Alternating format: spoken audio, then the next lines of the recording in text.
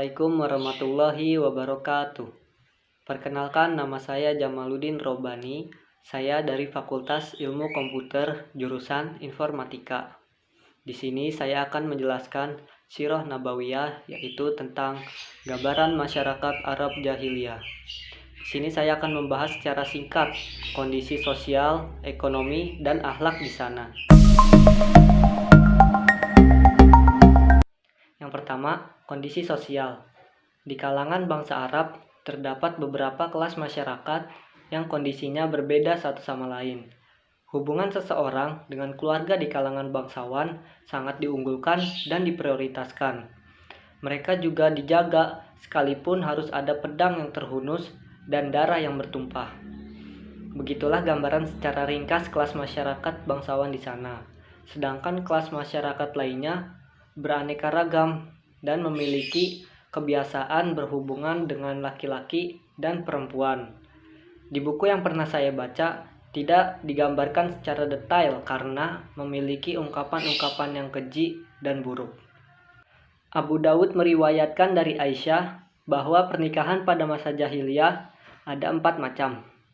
Yang pertama, pernikahan secara spontan, yaitu seorang laki-laki mengajukan lamaran kepada laki-laki lain yang menjadi wali wanita. Lalu, dia bisa menikahinya setelah menyerahkan mas kawin seketika itu juga.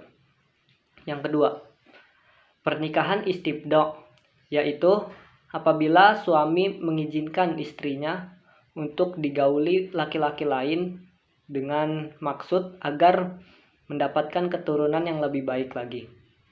Yang ketiga, pernikahan poliandri, yaitu pernikahan beberapa orang laki-laki yang jumlahnya tidak sampai 10 orang, yang semuanya menggauli satu wanita, dan setelah wanita itu hamil, lalu melahirkan, wanita tersebut mengundang seluruh laki-laki yang pernah menggaulinya, dan berkata, "Kalian sudah mengetahui apa yang sudah terjadi, dan aku telah melahirkan.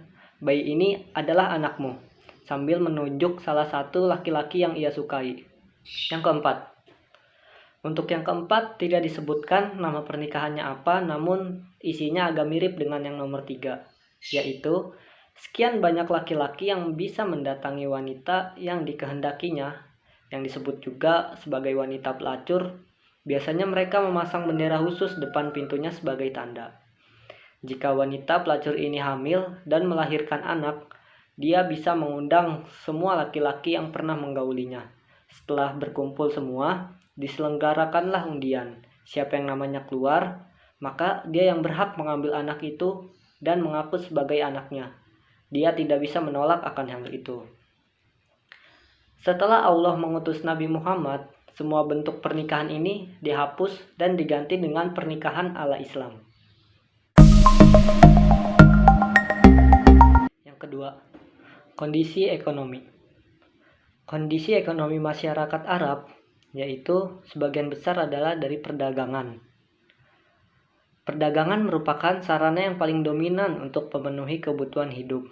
Jalur-jalur perdagangan tidak bisa dikuasai begitu saja, kecuali jika sanggup memegang kendali keamanan dan pertahanan. Sementara itu, kondisi yang aman seperti ini tidak terwujud di Jazirah Arab, kecuali pada bulan-bulan suci. Pada saat itulah dibuka pasar-pasar Arab yang sangat terkenal, seperti pasar Ukaz, pasar Madinah, dan lain-lain. Lalu tentang perindustrian atau kerajinan, mereka adalah bangsa yang paling mengenalnya. Kebanyakan hasil kerajinan yang ada di Arab, seperti jahit-menjahit, dan lain-lain, berasal dari masyarakat Yaman dan pinggiran Syam. Meskipun begitu, di tengah Jazirah Arab ada pertanian dan pengembalaan hewan ternak. Kekayaan yang dimiliki bisa mengundang pecahnya peperangan. Kemiskinan, kelaparan, dan orang-orang telanjang merupakan pemandangan yang biasa di tengah masyarakat Arab. Yang ketiga, kondisi akhlak. Memang kita tidak memungkiri bahwa di tengah kehidupan orang-orang jahiliyah banyak terdapat hal-hal yang hina dan masalah-masalah yang tidak bisa diterima oleh akal dan tidak disukai manusia. Meskipun begitu, mereka masih memiliki akhlak-akhlak yang terpuji mengundang decak kagum manusia dan simpati. Di antara akhlak-akhlak itu adalah yang pertama, kedermawanan. Mereka saling berlomba-lomba dan membanggakan diri dalam masalah kedermawanan. Bahkan separuh syair-syair mereka bisa dipenuhi dengan pujian dan sanjungan terhadap kedermawanan ini. Yang kedua, memenuhi janji.